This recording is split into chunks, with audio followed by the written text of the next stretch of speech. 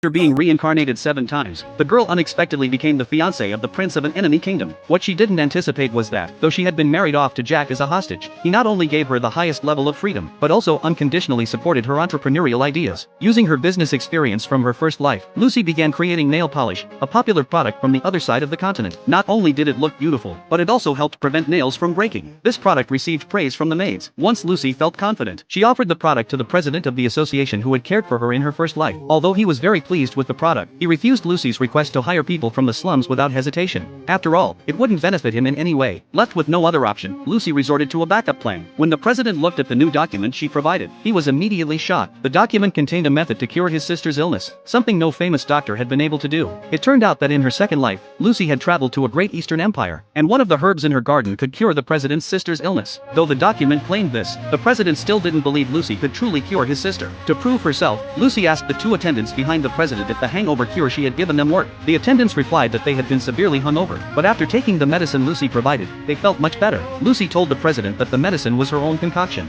and that she could make it right then and there. After hearing this, the president fell into deep thought. He then told Lucy that he was willing to exchange all his family's wealth for the medicine that could cure his sister. However, Lucy didn't want the president's money, nor did she want to use his sister as leverage. She simply hoped the president would understand that there were people in the slums who also cared for their families. The president, after hearing this, apologized for his previous rudeness, and promised that his business would unconditionally support hers in the future. By the afternoon, the deal was complete. Lucy planned to move on to her next task, but after staying up late for several days in a row, she almost fainted. Lucy called for her most trusted maid to help her back to her room to sleep. However, what she didn't expect was that this maid was actually a spy sent by the second prince. The maid directly led Lucy to the slums,